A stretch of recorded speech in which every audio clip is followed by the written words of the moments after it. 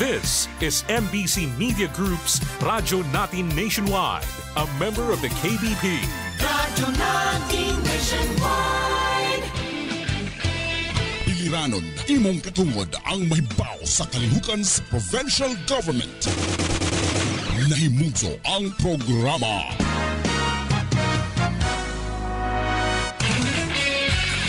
Sibya sa probinsya. Aron mahibaw ka sa mga programa o kayuhan nga imong maangkon. Sibya sa probinsya. Inyong makauban si Aldrin Che. Sibya sa probinsya. Matag adlawng Miyerkules sa alas 11 sa buntag hangtod sa alas 12 sa uto sa Radyo Natin FM.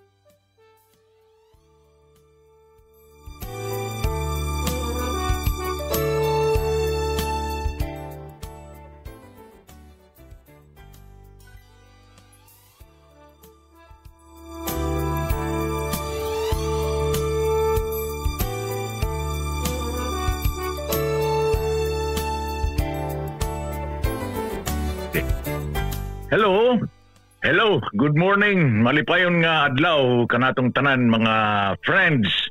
Mga hinigugma natong mga kaigsunan dinhi sa tibuok nga probinsya sa Biliran.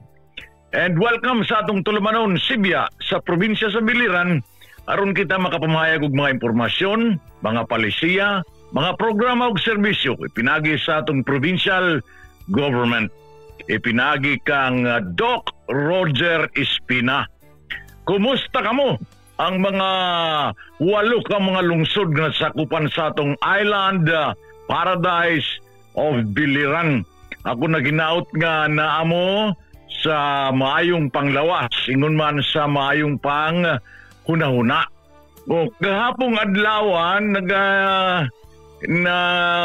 nagdagan ang nag-i-expect na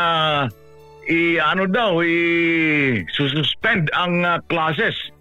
Pero according to Mayor Gretchen Spina, dili daw sila makakadali-dali pag suspend sa classes. May tungod sa heavy downpour o may tungod sa ulan kung walay kanang abiso, kung walay unsay tawagan abiso gikan sa MDRRMO. So ang MDRRMO nagingon nga dili pa kinanglan nato nga suspend ang classes kay murag tolerable pa. Ning labay na, pasalamat kita kay super typhoon ra ba to? Super typhoon na to. Ning labay na, ning gawas na dito sa Philippine Area of Responsibility. Karon, naanapoy mo sunod na mga bagyo nga makaradlok lang gihapon. Gipanganlan kini og kupong. So, everyone should be prepared. Ayaw kita tagya, ayaw kita kumpiyansa. Kinanglan preparado kita diya sa atong mga panimalay. Kung kinanglan na may kita medisina, nakaimbak na medisina, ang mga cellphones, i-charge daan with batteries,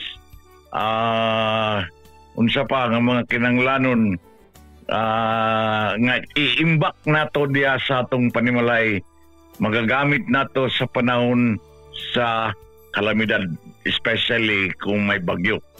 Kaning upong ang kuan ang the other katong typhoon nga kagahapon nga ding gawas na sa malayo to sa Basilan ang Cagayan pero karon si Opong Eastern Visayas ang igo niani. So one of it is Biliran Island sa Eastern Visayas ang rumbo sa bagyo. So everyone kinanglan, let us always be alert and always be vigilant. Kinanglan andam kita permanente og kanunay. Okay. Today is September 24. 1 week na lang mahuhuman na ang September. Wake me up when September ends. Padayon pagyapon ang mga activities nato dinhi sa lungsod sa Naval. In fact, scheduled sa novena mass karong hapon. Karong hapon ba to? Karong hapon. May kita scheduled novena mass dito sa atong cathedral, and everyone is invited to attend the mass. So everyone was every activity was successful. Ugaling lang dito sa Bancheto, I don't know karon nga adlaw puminaw ko gi-suspend. I do not know. Pero may tungod lagi sa ulan kagahapon, makusog ang ulan, walang masyadong tao doon sa Bancheto kay heavy downpour nag-inulan. So alegre ka doon tayo ni permanente nga itong mga aktibidades din kung anindot lang permanente kada gabi ang atong panahon, walang ulan. Pero I don't know kung mayor kung ano ang decision niya of what's going to happen tonight there in the Bancheto. Pero I've heard na walang I do not know. Sige. Tomorrow 26 is the Pueblo Day celebration, and walang problema kay walang pasok but ang mga agencies nga naa-diri sa lungsod sa Naval, different agencies, NGOs, non-government agency are requested to attend the parade and the program. So let's all be there may daman ni parade sa September 26. This is the Pueblo Day. Ang tanan request that to are all enjoined to attend ang mga taga-BIPSO and all employees i-check ra ba ang inyong attendance let's all attend sa September 26. That is on Friday, Biyernes na nga adlaw. Bueno, ang dito sa Metro Manila ang balita karon nang debate dito sa Congress tomorrow magre-resume na po mga launa alas 2 sa dito nga mga oras magre-resume na po ang hearing sa Senate within regards to the flood control project. No, talaga maambot ini nga flood control makatarawang makapurungot kay labi na karon gan ting uso ang ting ulan ning gawas na gud kini nga problema.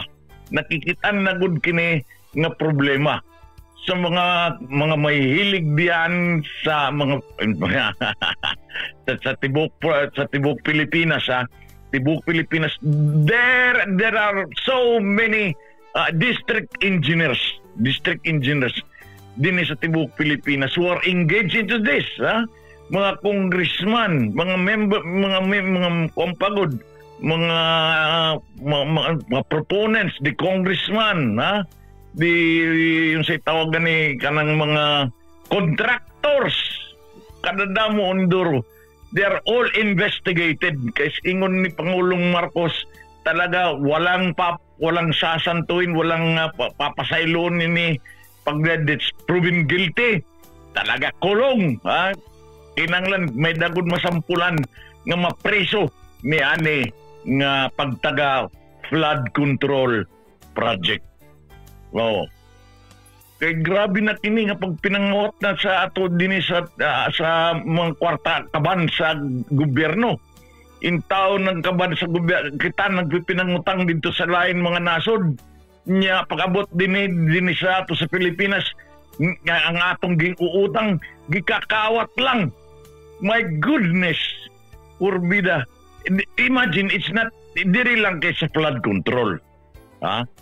Pagkadagan yan ng mga items, ng mga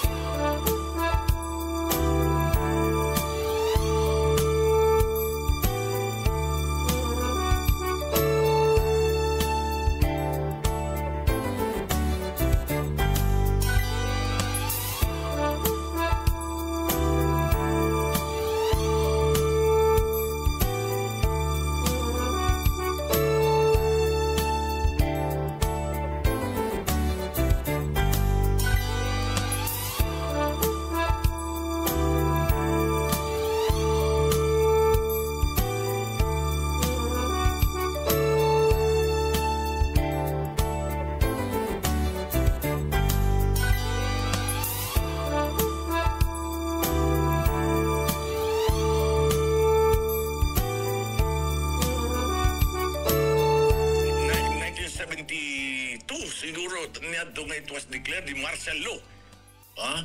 Karon ang September 21 nagkatitirok ang mga katawhan, nagkatitirok ang mga different organizations tanan dito sa Metro Manila, dito sa Mindula, dito sa Recto, dito nagkatitirok sila dito aron ipahayag ang kasubo nato kita dito sa Metro Manila in Mindula nagrarally. Pero sad tunot kay ang kuan nato pagkahibalo nako nga ito sa rally nga pagprotest may tungod ni ani nga mga pondo naging pangkakawat sa gobyerno. It was not the intention of those rally nga magpupundok dito nga to oust anyone. Wala doon wala sinasabi. Pero sad tunot nga may mga batanon, mga kabataan nga kuno gipupunduhan sa mga politiko, mga gipapapunduhan. Grabe dito ang naitabo. Purbida tinangguguba in the streets. Mga kakalsadaan, mga street lights pinangguguba. May mga pulis nila ang taon nagkakasamaran, anong tawag nito? Mga kapulisan, makaluluoy. And this should not be the way. Kung ano ang pinagsasabutan ng mga taong bayan nga magtitipon kita dito sa lugar there in public shrine nga magsarabot ganang peaceful rally la. Ugaling lang kay gisagulan og mga binuang nga in which dili tolerable. Kasagaran pagud mga minor de edad 18 below, mga ingon ana nga mga panuigon nagpakatakop og ang mga anira mga naong pinantabunan og itom nga mga badok. Karon kay nagkadadakop, may mga nagkadadakop ang mga ginikanan niani manubag, manubag gud sila. Kay dili na although we understand nga talaga aring pero dili na to makukorek ang butang ipinagi og pagbuhat og maot. We cannot correct things by doing wrong. Let us all do what is right and correct. Sumautong may tabul niya tong September 21. Kanang sad tunot lagi mga di man maayo nga dito bitaw may mga artista dito si Vice Ganda kung ano-ano lang sinasabi na mga salita kuan kanang ang sinasabi naman nila doon mga artista ang ilagi ingon dito is just things to correct. Mga things to correct, not to oust somebody else dito sa Metro Manila. Dagan niya to, it was a record-breaking nga pagtitipon dito sa Metro Manila. Last ko na to in September 21. It was Sunday. Bigad maayo nga sasagulan na to kanang binuang niyan kanang mga seryoso nga mga butang nga ato angay kanang ipahayag nato sa adto sa mga lideres. Ipahayag nato. Imagine kanang kwarta nato nga billions or even trillions nga gimpapaning kamutan sa atong pamahalaan, sa atong gobyerno nga magkamayada kita pondo. Pero after all, at the long run dito sa Congress during the nila sa General Appropriations may mga insertions, kung ano pa ang mga binuhatan nila nga talagang sinasabi ng president wala silang alam, kutob lang pipirma sila. Nangyayari ito, kinukurakot ang kwarta sa government. So that is it. Ang investigasyon ni aning taga flood control project. In aid of legislation lang muna ito, gagawin ng Senado, pag magpapatuloy bukas, mga 1 o'clock in the afternoon. Bueno, ang atong takna, 22 minutos ang nakalabay. Sa alas 11, nagpaminaw lang gyapon kamo sa atong tulumanon, Sibya, sa probinsya sa Biliran. Ay, karon nga adlaw di ay 24. Today is 24, di ba? September 24. Dito sa Municipal Conference Hall sa atong munisipyo, gikan kaninang alas 8 sa buntag hangtod sa alas 4 sa hapon, libre pagpangibot sa ngipon. Gayon na kini. Kanang mga nagsinakit, mga dunot nga mga ngipon, ayaw ninyo na mayuyuha. Magsinakit nga ngipon, basta magsinakit ang ngipon, masakit ang tanan. Di ka makatulog. Magtinumar ang mga medisina. So, the best niya pagpakadto dito sa atong Municipal Conference Hall, din sa Naval, ipakita dito sa mga dentista. Kaya atong Biliran Dental Chapter, Biliran Dental Chapter, tuwa dito. Ipakita dito sa mga dentist dito ang inyong ipon, o kung kinang iboton, ipag-aabot na kina. Nindot daw lagi ka ng, di ka pa mababad breath. Basta may mga daot na nga mga ngipon. Kining free dental services for Navaleños, this will accommodate the first 160 clients only. 160 clients, Navaleños lang kini, para lang kinit sa mga taga-Naval. Pagdala lang ka mo, ugusa ka valid ID para sa registration. This initiative is part of the LGU Naval Kalinga program, demonstrating our commitment to accessible healthcare for all the residents. Nindot ka ng basta healthcare nga niyang pag-istoryan, nindot ka ng tanawon.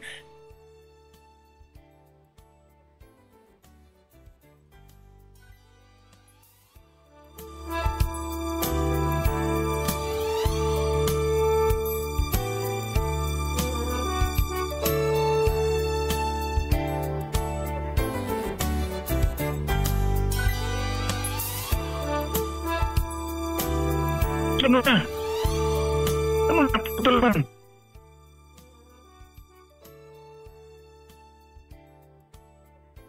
Ano? Ikaw ba tawag ko?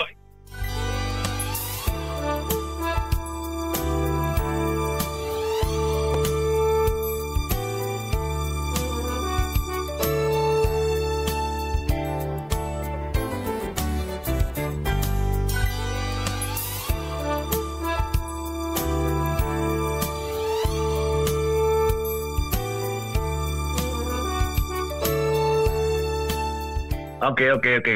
Thank you. Hello. Thank you.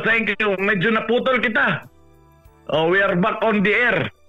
Naputol lang atong discussions kaya iabot kong naputol man. So mao to. Ang announcements na to. Number 24 from 8 in the morning kaganina hangtod sa alas 4 sa hapon dito sa Municipal Conference Hall. Otro nako, libre pang-ibot og ngipon, free tooth extraction. Karon September 24. Higayon na kini ninyo pagpaibot dito sa atong Municipal Conference Hall kay ang mga dentist tuwa dito ang Biliran Dental Chapter. Valid lang kini ngadto 150 clients only to all Navaleños, and kindly bring ID for registration. Okay. Medyo nagkakaputol-putol ang atong broadcast pero okay naman karon na we are on the air na karon So ito magandang balita para sa mga pobre ng mga high school students na ay 3,000 pesos, 3,000 pesos na transportation assistance for our qualified poor high school students. Gagamiton ang AICS funds nga gihatag kini ni Secretary Rex Gatchalian of DSWD Central Office. So thank you kang Secretary Rex Gatchalian sa DSWD Central Office. 3,000 pesos each, kumo transportation assistance para sa mga qualified poor high school students. Dako na kini nga tabang sa inyong pag-eskwela. Ang AIX fund po ay 3 million ipinagi sa paningkamot ni Congressman Jerry Boy Espina and 4 million na AIX naman nga tabang ni Secretary Rex Gatchalian of DSWD. Gihatag sa provincial government.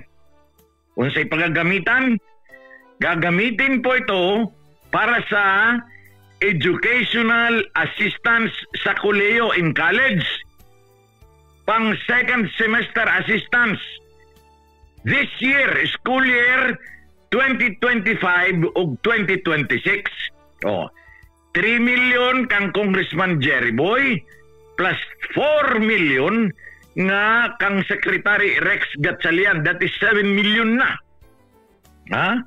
Titingubon kini gihatag nga to sa atong provincial government o ipapanghatag kini ngadto sa educational assistance sa college, second semester assistance. Umabot ng 1,000 students beneficiaries ang tabangan niya ni og 7,000 pesos each for the second semester. Kadako na kini nga 7,000 pesos para sa mga ginikanan, dako na kini nga tabang 7,000 pesos for the each student beneficiary. Iba naman po ang 14 million na educational assistance proposed fund pa kini para sa next year ng Kapitolyo for the school year 2026-2027. 14 million educational assistance fund. This is a proposed fund pa lang kini. Pero ang realidad na, ang dili proposed, ang 7 million. 7 million. Ipanghatag na kini ngadto sa mga estudyante. So, 1,000 student beneficiaries po ang natulungan, natabangan na ni ani og sasagot, makakasasagot sa dalawang semester with 7,000 pesos for each semester for the school year 2026 and 2027. So maraming fund din sa atong probinsya sa mga kabataan. Diligad kinanglan kita magbinulakbol. Pag-eskwela kamo og tarong kay na ang gobyerno, na ang atong mga ginikanan, who is there for us, mga kabataan? Pag-eskwela, ang mga high school, always go to school pag may classes. Ayaw ka mo pag-absent kung dili kung why dahilan, kung why importante nga dahilan. Go to school. Ang mga nagpupuyo dito sa mga langyaw, langyaw nga labras.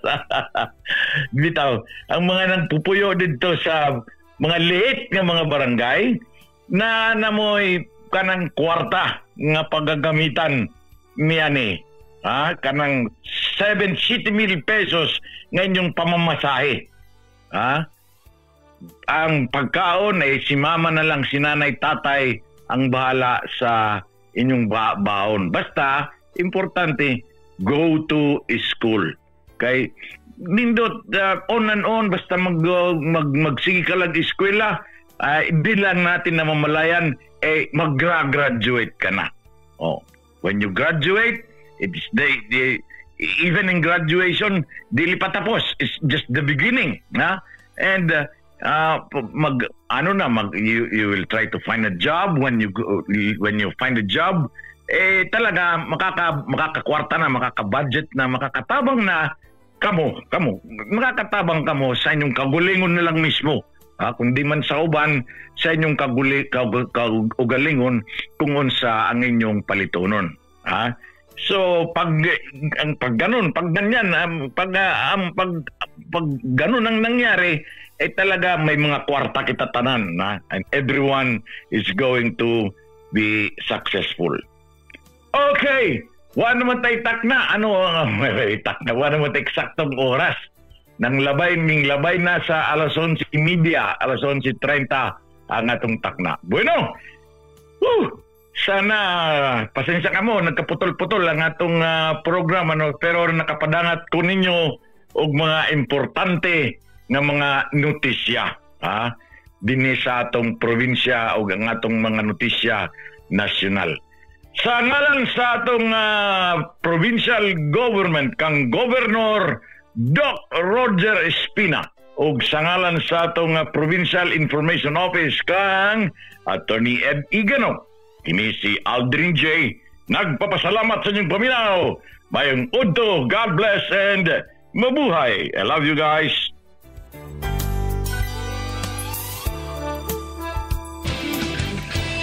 Piliranon, imong katungod ang mahibaw sa kalihukan sa provincial government. Nahimugso ang programa. Sibya sa